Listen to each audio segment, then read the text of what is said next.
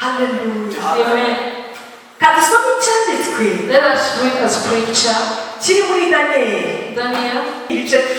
Daniel chapter 10. Hallelujah.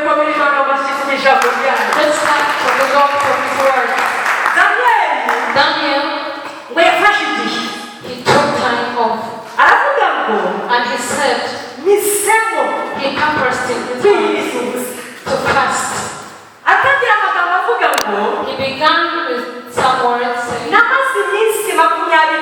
I spent 21 days and I purposed to forsake food.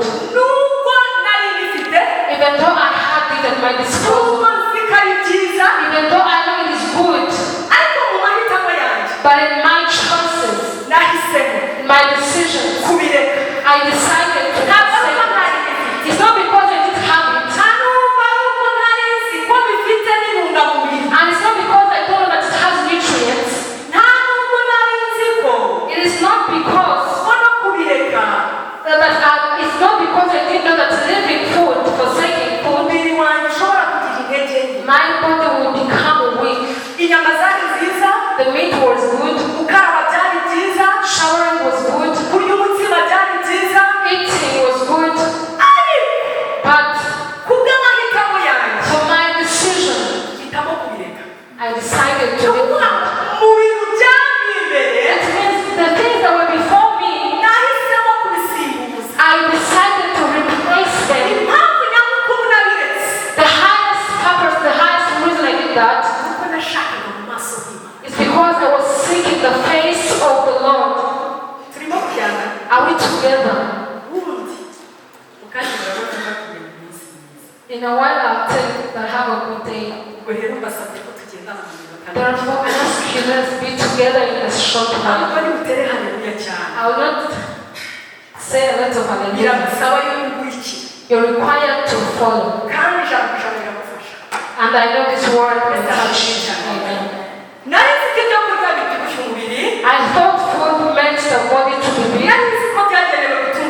I need was purpose to feed the body. And I have the ability to give to feed myself. And in my store I had enough. On my account, I had the capacity to give myself whatever I wanted. But I decided to take 21 days. When my eyes had seen that pain cannot equal. Hallelujah. Amen. He forsake eating. He fasted from food. Seeking the face of the Lord. He was seeking Lord the Father. To know Jesus. He wanted to know the Holy Spirit. He wanted to understand the things pertaining to the journey. Where he was on a higher level. He also wanted to go beyond and know the things that will happen in the future. He decided to forsake his body because he clearly knew that in forsaking food, that's when his eyes will see. He heard the word after those days. Me, Daniel, it's me, I alone, that was able to see.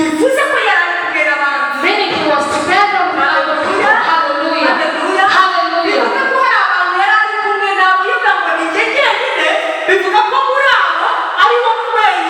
It means the fact that he said that I alone, that means there were other people who were with him.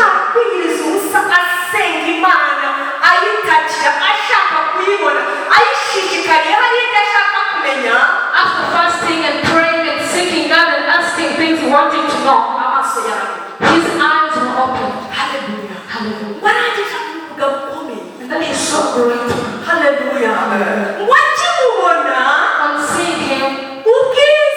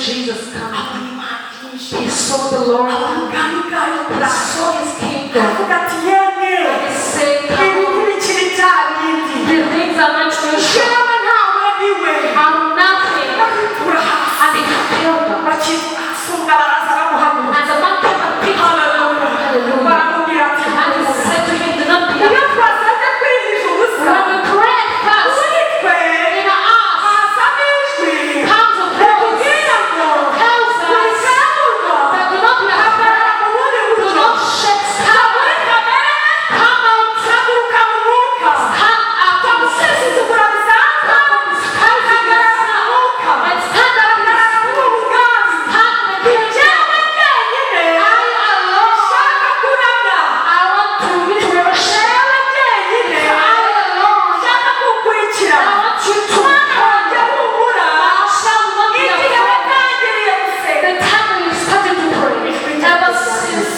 ever since you started to pray, your voice reached me. haleluya. Hari iminsi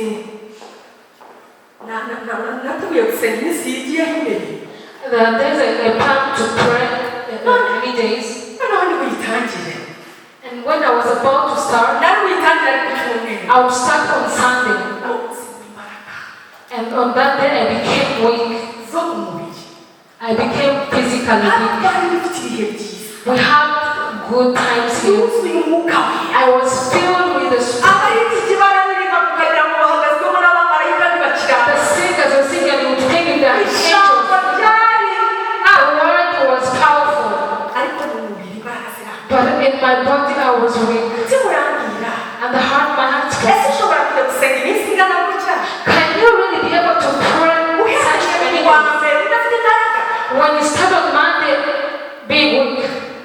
Nanjye ndavuga ngo ariko, And then I said to myself, ubundi usually, ko ejo nimugoroba nashoje yesterday I ended nk'ubusanzwe, as usual. n'iki kintu kineye kugira ngo zibure uyu munsi nsiba nsibuze umunsi. How come that I'm weak today? Ndavuga ngo I said to myself, yesu, Jesus, urareba impamvu uje, you see my purpose for coming.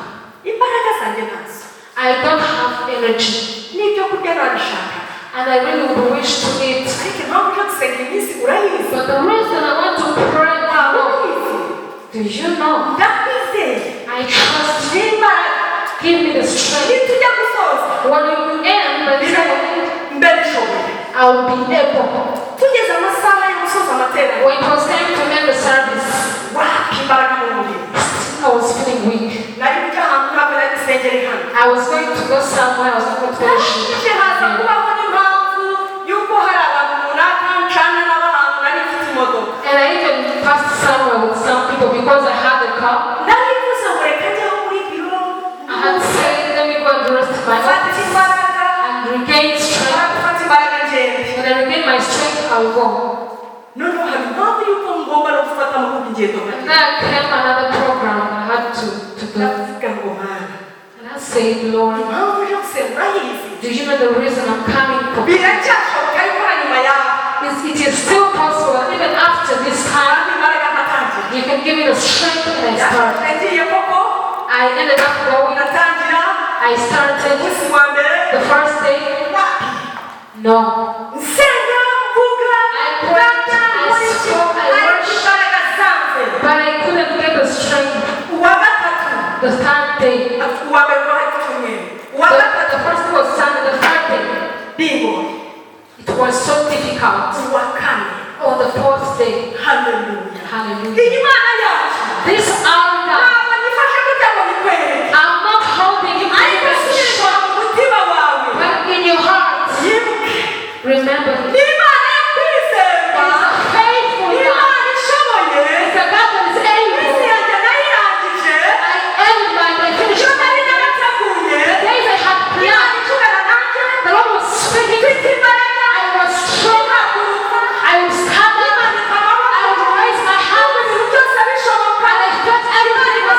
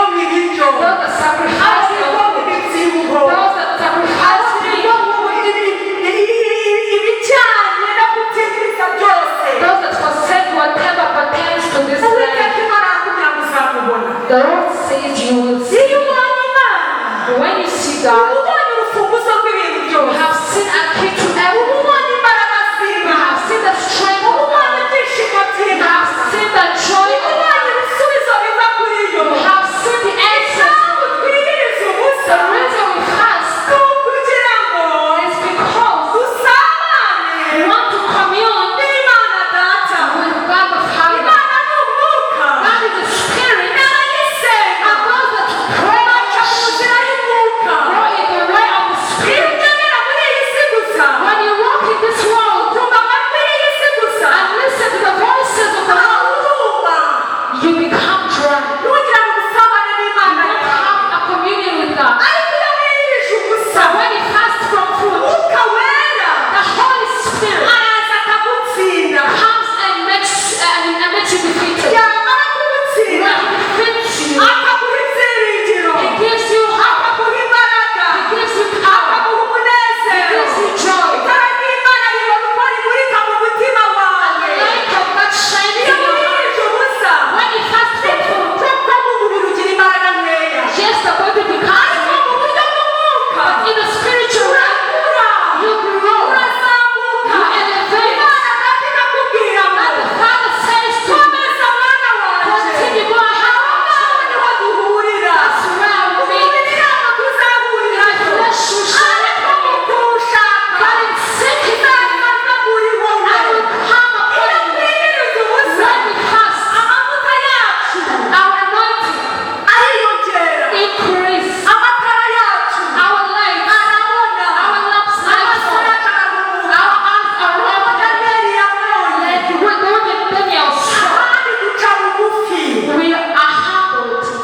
Kamere irapfa.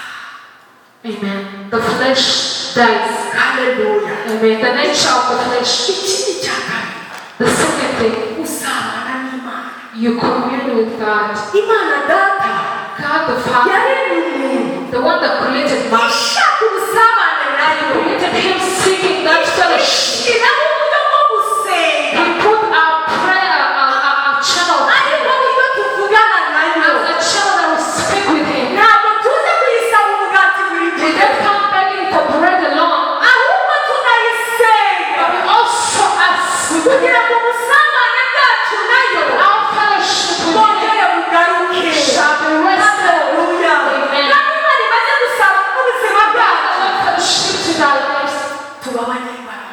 we become powerful. Haleluya. Amen. Hallelujah. Haleluya. Twongera ry'Imana. Hallelujah. Imana Church. isha mu buzima bwacu. When the Lord comes upon our lives, Tumaze igihe twiga ku magambo y'ubwenge. we have been learning about wisdom. Iyo Imana ije mu buzima When the bwawe, Lord comes upon your iyo life, uyishatse ukayibona, when you seek and find Him, ubwenge bwayo His wisdom uraza bugasimbura ubwawe, comes and replaces yours, bugakorera muri wowe. and He operates in you. Umuririmbyi yararirimbye aravuga ngo, The singer sang and said ngo nahuye na Mesiya. that I encountered the Messiah, Kandi guhura nawe ntabwo ari ibisanzwe. and encountering Him is not usual. Ngo ntabwo mwari muzi, You didn't know me. kuko ubu narahindutse ndi mushya. You don't know me because I was transformed and I'm new. Mu gusenga honyine, It's only through prayer umuntu abera mushya. that the person is transformed. Amen. Imana ni umubyeyi. God is our parent. Ntabwo ishaka kuyijya kure. He doesn't want you to go Ntabwo far. ishaka kugira ibindi He urangarira. doesn't want you to Uyu be munsi taken. irakwingingira muri njye. Today is begging you to Kugira ngo saying to nzagira ubuzima. Ushake mu maso hanjye. seek my face, Nirangiza, and after I will walk through you. wabonye Imana bahereye mu gitondo baturirimbira hano. If you saw God that they've been singing about since morning, Iki wabura? what would you like? Yesu yaravuze ngo, Jesus spoke it. ntimukiganire iby'ubugingo. Do not ask yourself about the things that pertain to this life. Bavuge ngo tuzagira iki? Ask yourself, what shall we eat? Tuvuge ngo tuzambara iki? Ask yourself, what shall we wear? Ahubwo nimushaka ubwami But bw'Imana rather seek the kingdom of the Lord gukiranuka, and His righteousness. tugeho n'uwo kwizerwa, Because of faith, ibyo byose muzabyongererwa. all this shall be added unto Mu you. gusenga no kwiyiriza ubusa, Prayer and fasting niho aho ngaho tubonera ubwami is bw'Imana. where we see the kingdom of Niho God. Kristo yinjira mu buzima It's when bwacu. Christ comes upon our lives. Niho ururimi rwacu ruryoha imbere y'Imana. That's when our tongue becomes sweet before God. Amen. Birimo birabafasha. Are you being blessed? Birimo kubibona ko birimo gufasha. I'm seeing that you're being blessed and touched. Ariko dufashwe dufata imyanzuro. But let us be blessed and taking decisions too. Yewe natangira mu gitondo, If I were you, I would begin in the morning. cyangwa natangira Oh, I'll start next week. Say, I'm going to seek the face of the Lord. Hallelujah. Someone that's prayerful, surprises, seasons. A prayerful person. In my small experience, the way I've seen people that have been seeking God and forsaking food, they go through a lot of struggles. But still there are battles. We're going back to the word we learned in the struggles, when the kingdom of God descends on you, the glory of God shall be manifested. Even though they come when you pray,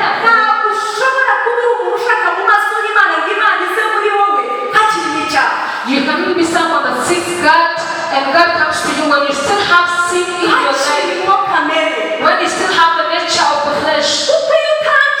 Because as you start, remember it humbles you. That heart that is strong, that is hard like a stone, God takes you out. And He gives you the heart that listens to the word. In that humbling, in that acceptance, where the Lord comes, everything else goes on well. The glory of God, people see it at once. Other words, those struggles are created because they cannot overcome you. Prayers is where we put on the armor that protects us. It's not just singing. Through prayer, the armor that keeps us comes. The kingdom of God comes. The power of God descends to us. And you understand it. You know what to say and what to say. Because God is love. And His love descends to you. You think clearly. You see very well. A person who's like that, what will they lack? That's why Jesus is.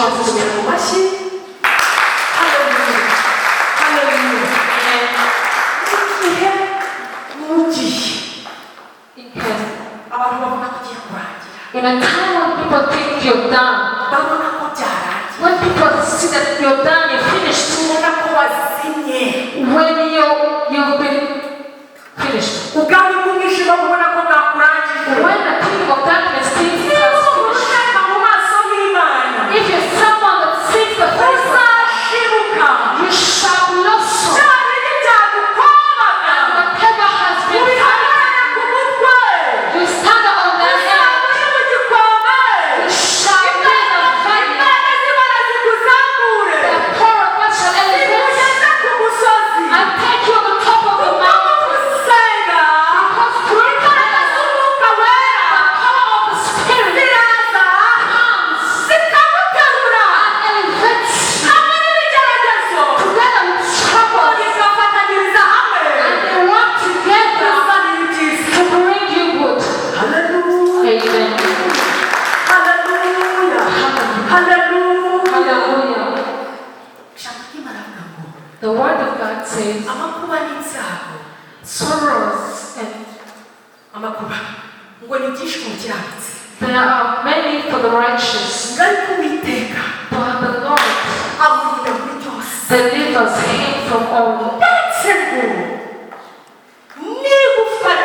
That even his bone shall never be broken.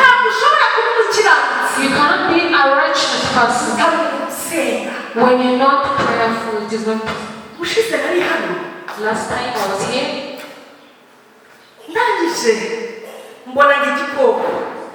I saw myself as an animal. I saw an animal that is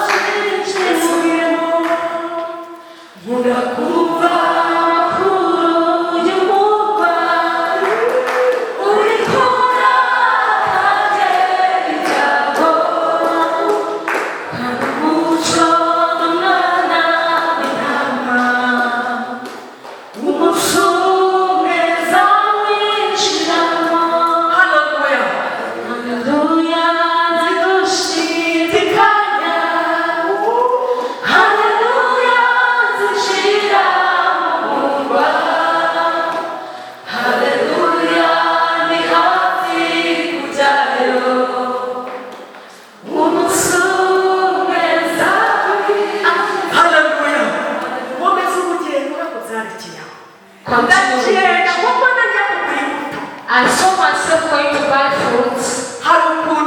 There's a way. There's when I saw that place at the car school. I saw that from their school to their playground, to their dormitories, and their dining hall.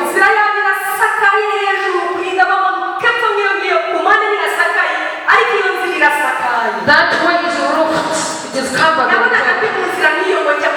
I saw myself in that kind of a way. In that door, I encountered 4 young men. And they were so hard on me. They were so hard on me to enter. And then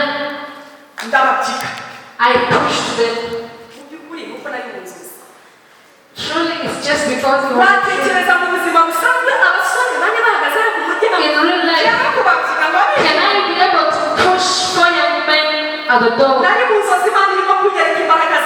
was in the dream of God was revealing to me his power. I pushed them and I entered. And 2 of them stepped back. I stayed with 2. And I said to them, I turned and laughed at them. I told me, in a way when you know who I am, you shall step back. And 1 went. I stayed with 1. We walked. When I was about to enter the door where I was going to buy my food, I spoke to him and said, I told him I am a pastor. And he couldn't understand. I said a pastor. A shepherd. I'm a shepherd. I told him I'm a shepherd. 2. He didn't understand. And I told him I'm a pastor. I didn't understand that it hit him. I didn't know the time he went. I went forth in the room. And I found people selling that. As I started buying them, I began to tell them the story of my journey, how my journey was, and the power that hit me. And then I laughed and I woke up. Amen. I got a lesson of my life. I remember the animal, this world, has so many monsters. This world is scary. The future is scary. No one has went to the heaven that we talk about. We are scared. Sins have scared us. I was told, when you see fear coming, open your eyes. Consider the news about the heaven. Reaching that city. Amen. Have you been blessed? Have you had the Lord? The troubles in the journey are still in the name of Jesus. It's not the power of man, but under the name of Jesus. You overcome. You overpower. You have overpowered. You overcome what you have pressed upon. David said, pray unto the Lord. My voice went out and reached the Lord when I was his holy temple. And then he came of anger. He arose to fight.